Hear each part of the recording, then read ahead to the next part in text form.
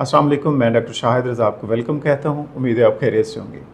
Psychology की एक term है हेलो इफ़ेक्ट।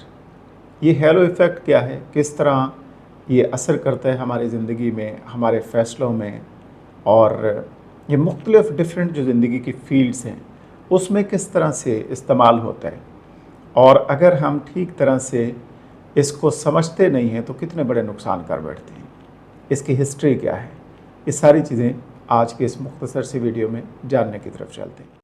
आप अगर दो अशख़ास से मिले हैं, दो डिफरेंट पर्सनैलिटीज़ हैं, एक बहुत अट्रैक्टिव है, अपीलिंग है, बहुत ज़बरदस्त उसकी ड्रेसिंग है, और दूसरा जो है वो बहुत ही लेज़ी सा, अट्रैक्टिवनेस भी नहीं है, उसका ड्रेस भी ठीक नहीं है, तो दोनों में से आप एकदम फर्स्ट ग्लांस में, पहली नज़र में किसको समझेंगे कि किसकी पर्सनैलिटी आपको अच्छी लगी? तो डेफिनेटली जो पहला था, जिसने खूबसूरत कपड़े पहने हुए थे, जिसकी पर्सनैलिटी अच्छी लग रही थी, जो अट्रैक्टिव था, जो अच्छा बोल रहा था, जो अच्छा दिख रहा था, तो वो आपकी नज़र में सबसे बेस्ट होगा। और उसकी बहुत सारे फैक्टर और भी हो सकते हैं जो नेगेटिव हों, बट हमने एक फैक्टर को पकड़ा, ब्यूटी, अपीयरेंस, अट्रैक्टिवनेस, खूबसूरती, और उसको लेके हमने फ़ैसला कर लिया कि इसकी पर्सनैलिटी बहुत ही आला है, बाकी भी जितने काम ये करता होगा ज़बरदस्त करता होगा।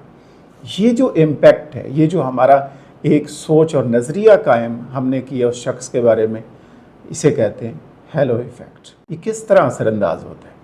देखिए, इसकी हिस्ट्री की तरफ अगर जाएं तो सबसे पहले जो टर्म है ये इस्तेमाल की थी एडवर्ड थॉर्नडाइक ने 1920 में, और उन्होंने एक पेपर लिखा था और उस पेपर का नाम था the constant error in psychological ratings. इसमें 1920 में उन्होंने इस टर्म को यूज़ किया, हेलो इफ़ेक्ट। देखिए, थॉर्नडाइक ने मिलिट्री में इसको इवेलुएट किया, जायज़ा लिया, और जो कमांडिंग ऑफिसर्स थे उनके जो सबॉर्डिनेट थे, उनकी डिफरेंट जो वैरायटी ऑफ क्वालिटीज़ थी, उसको इवेलुएट करने के लिए इस हेलो इफ़ेक्ट के ज़रिए जायज़ा लेने की कोशिश की।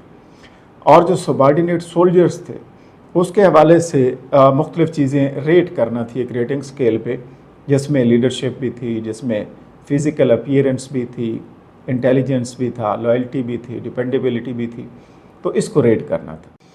और डिफरेंट जो स्टडीज़ हुई हैं मुख्तलिफ़, उसमें गुड लुकिंग पीपल जो हैं उनकी पॉजिटिव पर्सनैलिटी जो है वो एकदम आपके जहन में आती है कि ये फ़र्द जो है इसकी पर्सनैलिटी बहुत ज़बरदस्त होगी, इसका इंटेलिजेंस लेवल बहुत अच्छा होगा, ये जब बात करता होगा कोई बहुत ज़बरदस्त बात करता होगा, इसका IQ लेवल बहुत ही आला होगा। तो हमने एक चीज़ को देखा और बाकी एस्यूम कर ली हमने कि बाकी भी हर एंगल से ये बेहतर होगा, तो इसे कहते हैं, इस इफ़ेक्ट को कहा जाता है हेलो इफ़ेक्ट। अच्छा, इसका इम्पैक्ट क्या होता है? सबसे पहले हम एजुकेशन फील्ड में देखने की कोशिश करते हैं, जायज़ा लेते हैं।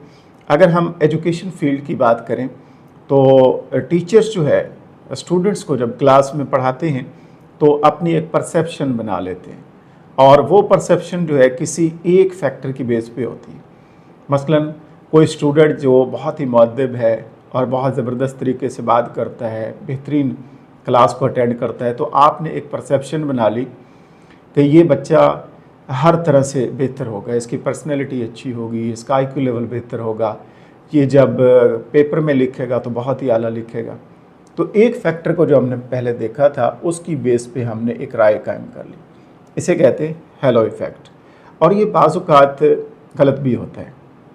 हो सकता है कि वो बच्चा, वो स्टूडेंट, वो लर्नर दूसरे फैक्टर्स में अगर देखा जाए, बगौर जायज़ा लिया जाए, जो हमने नहीं लिया, तो उसमें हो सकता है वो उसके मार्क्स कम हो, रेटिंग कम आए, वो वैसा ना हो जो हमारी परसेप्शन है। तो ये हेलो इफ़ेक्ट जो है इसमें असरअंदाज होता है।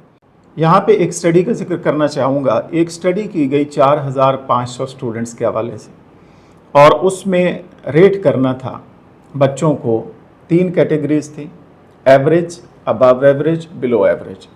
और उसमें ये देखना था कि जो बच्चे क्लासरूम में फ़िज़िकली बैठे होते हैं, मौजूद होते हैं, और जो बच्चे ऑनलाइन पढ़ रहे हैं, इन दोनों में फ़र्क क्या है?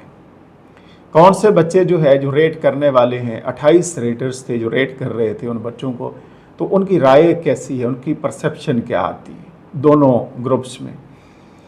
तो उनके पहले सबसे पहले फ़ोटोग्राफ दिखाए गए और फिर एक जो ग्रुप था उनको फिज़िकली इंटरेक्शन होता था, टीचर जाता था, उनसे मिलता था और फिर उनको पढ़ाता था, उनके सामने बच्चे होते थे जैसे क्लास में होते। और दूसरा ऑनलाइन क्लास होती थी जिसमें बच्चे नज़र नहीं आते थे, वो टीचर पढ़ा रहे हैं उनको। तो इन दोनों को पढ़ाने के बाद रेट किया गया, तो उसमें देखा गया कि बल्कि इम्तिहान लिया गया उनका, और जो रिज़ल्ट आए तो उसमें देखा गया कि उन बच्चों के नंबर ज़्यादा थे जिस क्लास में फिज़िकली टीचर जाता था और इंटरेक्शन करता था और बच्चे सामने बैठे होते थे। और दूसरी तरफ जो बच्चे नज़र नहीं आ रहे, ऑनलाइन पढ़ रहे थे, तो उनके मार्क्स जो है, ग्रेड्स जो है, वो निस्बतन कंपैरेटिवली उन बच्चों से जो फिज़िकल क्लास में थे उनकी निस्बत कम नज़र आए।